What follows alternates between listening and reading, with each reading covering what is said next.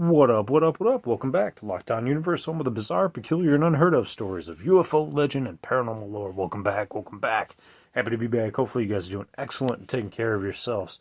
Today we're going to talk about these black spheres that are enveloped inside of translucent boxes in the sky that pilots have reported, and how they are similar to previous reports of some other aliens that we saw on the ground, as well as within saucers hovering only just feet above one woman's property. So this is going to be really interesting. So we're going to start putting pieces of the puzzle together. We're going to put a United States Navy pilot's personal experience with these things in the skies, and then we're going to take a civilian who had an experience with these things right outside of her home, inside of an alien spacecraft. So, let's get to it. Lockdown Universe logo in the background. We've got Mr. Alien here. Say hello. Hello, Mr. Alien. We've got Crazy Alien Kitty. Just for Halloween, just for you folks. We got Everything Zen Bigfoot. Here we go. Yes, sir. Yes, sir. Hello. Say hello. Well, he's meditating, so he's not going to say anything. And we've got Baby Alien. Say hello, Baby Alien. Baby Alien can't say hi. Can't speak. Might talk to you telepathically, though. So, what's going on with this? So let's get down to it. So we've got Ryan Graves, who gave his testimony in front of Congress and talked about these black spheres within a translucent box hovering in the sky of a secure section of sky where they trained, called, I believe it's called Warning 72, which is a certain block of sky that they used for military exercises. And they had to use evasive maneuvers to get away from these things. So let's get into it. So let's give you a little detail as to what he stated in front of Congress, and then we'll get into how these are reminiscent and similar to other experiences from civilians. So this is really important because this is coming from a guy who's a fighter pilot, not only a fighter pilot, but he was trained to be an expert observer as well. And on top of that, he has an engineering degree.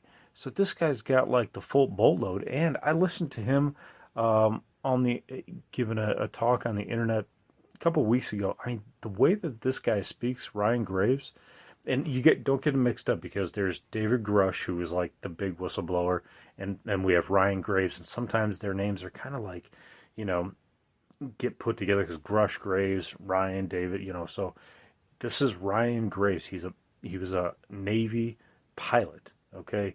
He had 2 deployments. I'll tell you about him. He's a former F-18 pilot with over a decade of service in the United States Navy. Now, this is his testimony, okay? I'm telling you his testimony in front of Congress. He stated it included 2 deployments in Operation Enduring Freedom and Operation Inherent Resolve, which is brand new information for me. I don't even know what that is. He stated, I have witnessed advanced UAP, unidentified aerial phenomenon, on multiple sensor systems firsthand, and I'm here to voice the concerns of countless commercial aircrew, my friends included. My friends are pilots, and they've seen these things in the sky as well. He states, I have witnessed these on multiple sensor systems firsthand, and I want to voice the concerns of countless commercial aircrew and military veterans who have confided their similar encounters with me. Interesting, right? I mean, there's so many people that have these experiences. He states, I can tell you that advanced UAP are a national security and an aviation safety problem. Now, this is really interesting. Stay tuned, because this is going to be, it's not just Ryan Graves. He's going to talk about how an email about this event from his superior, a high superior in the United States Navy, was deleted after being sent to a group by an unknown entity. So we're going to get into that in a second. What did that email have in it? Let's get down to it. So he states, it's been more than a decade since my squadron began witnessing advanced UAP demonstrating complex maneuvers on a regular basis, and we still don't have answers. We now have, they have 5,000 members who are actively working on 30 UAP witnesses, or with 30 UAP witnesses who have approached them. He says, today I would like to tell you about my experience. So I joined the United States Navy in 2009, and as a pilot, I was trained to be an expert observer tasked with identifying any aircraft within our operating area. Now, this is the experience. In 2014, I was near Virginia Beach as part of VFA 11, which is a Navy Fighter Attack Squadron. I guess it'd be VFA 11, a Navy Fighter Attack Squadron made up of FA 18 Super Hornets. Upon an upgrade to our radar system, we began to detect unknown objects in our airspace. Initially dismissed as software glitches, we soon corroborated these radar tracks with infrared sensors, confirming their physical presence. So these things weren't just like, non-physical. These things were physical. They were able to track them with infrared. Over time, the UAP sightings became an open secret. Well, it's not a secret if it's open, right? It became an open secret amongst our aircrew. They were a common occurrence, seen by most of my colleagues on radar and occasionally up close. The sightings were so frequent that they became part of daily briefs. A pivotal incident occurred during an air combat training mission in Warning Area W-72, an exclusive block of airspace 10 miles east of Virginia Beach. All traffic into the training area goes through a single GPS point at a set altitude. Just at the moment the two jets crossed the threshold of this area, one of the pilots saw a dark gray cube inside of a clear sphere. So I guess I was wrong. It was a dark gray cube inside of a clear sphere. I had it backwards in my head. Motionless against the wind, fixed directly at the entry point. So it's interesting. It was right at the entry point of this secret area that they're supposed to be training in, right? The jets were only 100 feet apart, and they were forced to take evasive action. They terminated the mission immediately and returned to base. Our squadron submitted a safety report, but there was no official acknowledgement of the incident and no further mechanism to report the sightings. The UAP we encountered and tracked on multiple sensors behaved in ways that surpassed our understanding and technology. The UAP could accelerate at speeds up to Mach 1, hold their position against hurricane force winds, and outlast our fighter jets, operating continuously throughout the day. They did not have a visible means of lift, control surfaces, or propulsion, nothing that resembled normal aircraft with wings, flaps, or engines. I'm a formerly trained engineer, and I have no explanation for this. Recently, I have received confirmation that these encounters were also a shock to the chain of command from one of our advisors at ASA, Rear Admiral Tim Gallaudet, former head of National Oceanic and Atmospheric Administration, or NOAA. A lot of people know that. And he was the oceanographer of the Navy. While serving as an admiral with the Fleet Forces Command, he received a classified email on SIPRNet, which I guess is some kind of, internet for the military, in 2015 from his boss, the operations commander, to all 1- and 2-star admiral subordinates. The title of the email was Urgent Safety of Flight Issue. Seems strange. He attached the now famous Go Fast UAP video from a Navy F-18, asking if anyone knew their origin and expressed safety of flight concerns about multiple near-mid-air collisions with UAP in the early warning area off Virginia Beach where my encounters occurred, noting they might shut down the exercise for safety reasons. Admiral Gallaudet reviewed it with his deputy, and the next day the email was removed from his system and that of his deputy. Weird. And despite meeting with this group routinely in person, no one ever discussed it. He presumes the email was removed in connection with classified special access programs. He couldn't believe that there was no discussion of the urgent safety of the flight issue, and he stated publicly after seeing the report that he didn't believe the UAP represented any known human technology. Interesting. He stated this, right? So this is where it gets really bizarre, right? Why would it have gotten deleted? This was just information. It did have the video, did have the Go Fast video, but it just didn't make any sense. Why would it be deleted?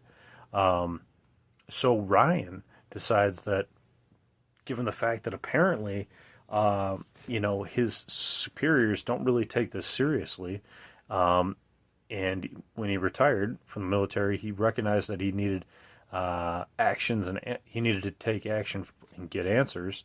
He founded Americans for Safe Aerospace, which has nearly 5,000 members.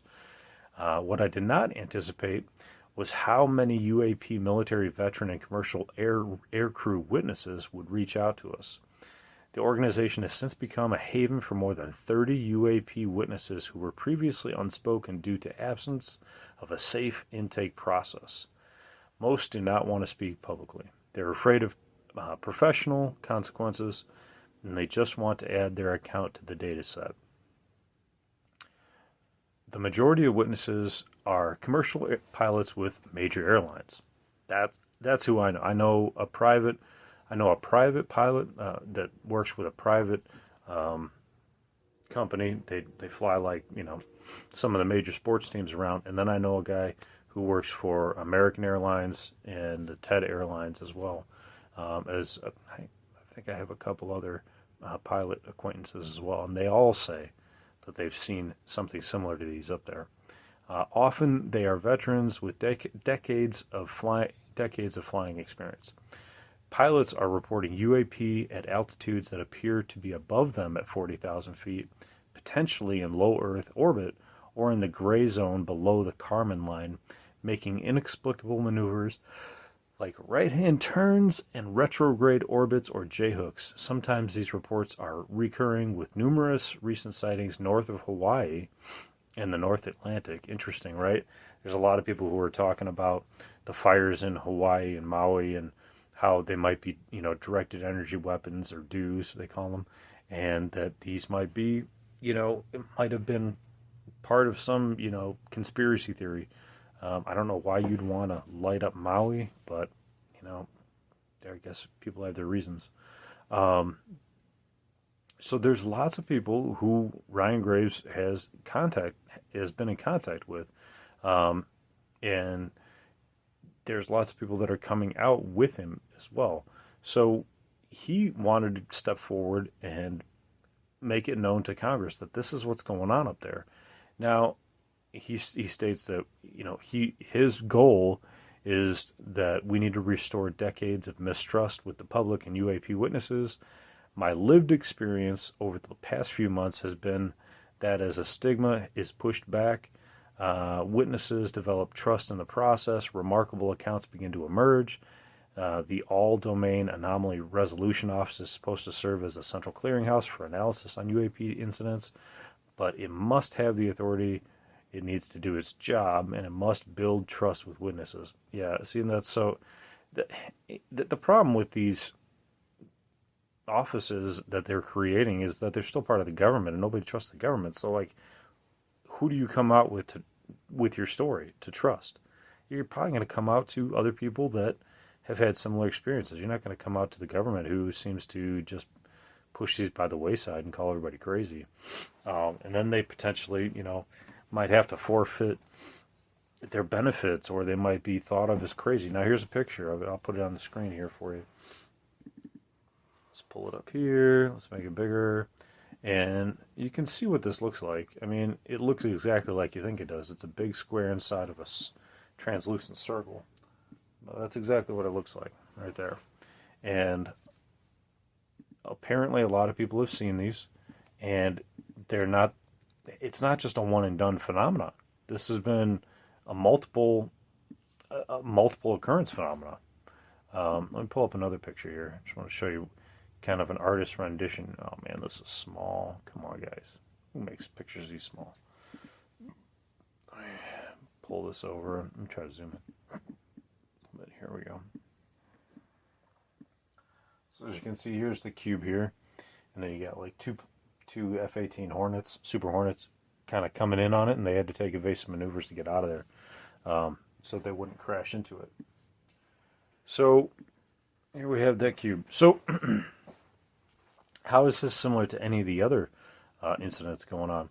Well, we have this guy over here. We got the old Saybrook blockheads, and look at this. Just superimpose it a little bit there, but you can see that there's some similarity there, right? Let me pull it over again here. Hang on one second. Let me see if I can just pull up the picture instead. But there's some similarities. The only difference with this thing is that there seems to be,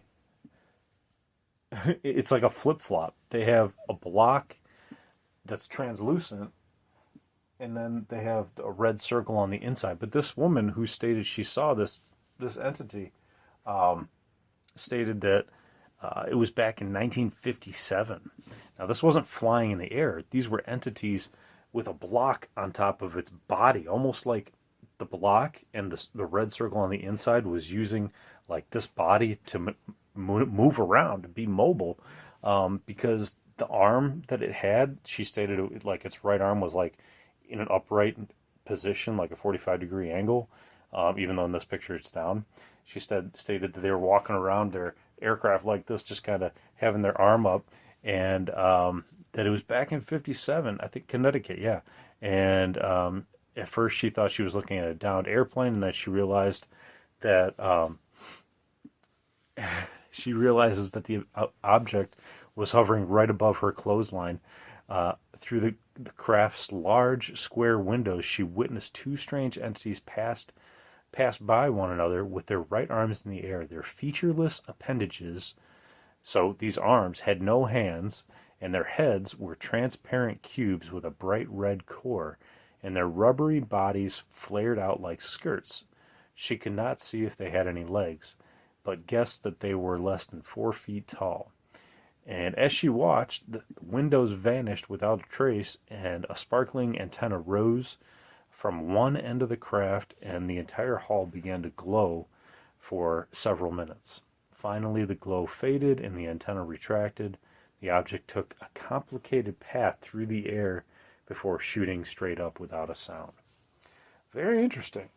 Now, granted, one has a square translucent box, and the other one is a black box inside of a translucent sphere. So it's kind of flip-flopped, but they both seem to have a protective case around whatever they're trying to protect. Now, what the hell are these black boxes? Well, it's interesting because I did do a black box story, back in 2020, and we talked about how there was a black box in front of the sun, and nobody could figure out what it was, but it was clearly evident that it was there. They had a picture of it. But these things are in our atmosphere, underneath our atmosphere, within the Earth's, sphere of influence, if you will, right? It's not outside. It's not like outside of our atmosphere. They're saying it's in low space orbit or within our atmosphere, typically. These F-18s had to evade it, right? So what could these things be? Are they new? They might be new, but, not that new. This stuff has been going on since before 2009. I had friends talking about these things before 2009. So that was like back in 2005. And many, many other people have come out saying they've seen these things at 40,000 feet. So either A, we know that it's not human because, emails are getting deleted off of 1- and 2-star generals' emails, top secret secure emails. So it's obviously either black ops, non-government, the black government, dark government, secret government, or it could be alien. Could it be a monitoring device? Sure, but why do they need a monitoring device that low? I mean, with technology that they have, they can monitor from outside of the globe of Earth, right? They could probably be, just within the galaxy, or not within the galaxy, but within the solar system, and probably monitor Earth without an issue. So this could be like a drone, and the sphere could be, protective. It could be like a little detection cube, but why would they put it right where the government clearly flies in a secret area? Then they also have the potential for this thing to be an entity of some sort. It could be an alien entity. It could be something within this black box. It could actually be a ship. They stated that this thing was between 5 to 15 feet long. That's all. So it actually could be a ship. It could be a ship that had a sphere around it. Kind of like the Borg, right? From Star Trek. Could be that. It could be that they were just visiting, they were monitoring out in the, near the ocean. The thing is, we don't really know what different species are doing with other species either. They might be monitoring species that are below the ocean. Maybe that's why they were 10 miles off the coast. They weren't trying to monitor us. Maybe they were trying to monitor something underneath the water, some alien base underneath the water. We don't know what's under the water. We talked about that many, many times, and everybody talks about that. Nobody really knows what's in the ocean. But there are a lot of UAPs and UFOs that come out of the water. So there could be alien bases down there. There's been reports of that. What else could there be? They could be monitoring us. That could be there all the time. But I'm assuming these things move around. So could this be a ship? Yes. Could this be a monitoring cube? Yes. Could this be something from the secret government? Yes. Is this human? No. So there we have it. We kind of have our understanding of what this thing could be and probably is. It's either a ship or a monitoring device. That's my thoughts. Is it monitoring us? My thoughts are it's probably monitoring something else. If they need information about us, they can monitor it from space. My theory is they were probably it was probably like a search cube, probably looking for something. Or it was a ship and they were looking for other, pieces of information or searching for somebody manually. There have been reports that sometimes certain alien species have to come down, or they want to come down and see things manually with their ships as well. But there's no portholes that they talked about. There's no way to see into this thing. Many ships, UFOs, whatever you want to, alien craft, a lot of them have portholes. You can see the aliens in them walking around, whether they're grays, whether they're blockheads, whatever. So, could it be a ship? Yeah, but could it also just be a monitoring device? Now we're kind of narrowing it down. It probably is getting closer to more of maybe a monitoring device. So there we have it. We have Ryan Graves, who is a trained United States Navy pilot and engineer. And this guy talks with the level of like a Harvard graduate. I mean, he was really impressive. I like the way that he presented things. I like his viewpoint on things was very pragmatic and very straightforward. And I liked it. I liked the way that he was not condescending. He was giving us information, and it was very matter of fact. And this dude's got cojones going in front of Congress, and I don't know if he's violating any non-disclosure agreements or whatever, but man, he's got cojones. I'll give him that. So there we have it. And then if you want to even look up the old Saybrook blockheads, you can look up my podcast I did, a couple months ago, maybe, on those guys. And those guys are interesting. That whole story was very, very fascinating. So you can take a look at that. But anyway, guys, I'm going to let you go. Interesting stuff coming out of the Whistleblower congressional hearing.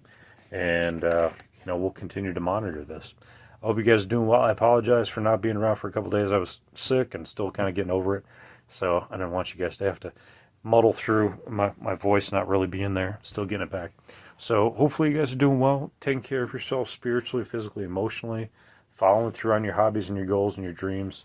And as always, continue to question the universe around you. Stay tuned. Keep your eyes on the skies. And as always, Lockdown Universe out. Take care.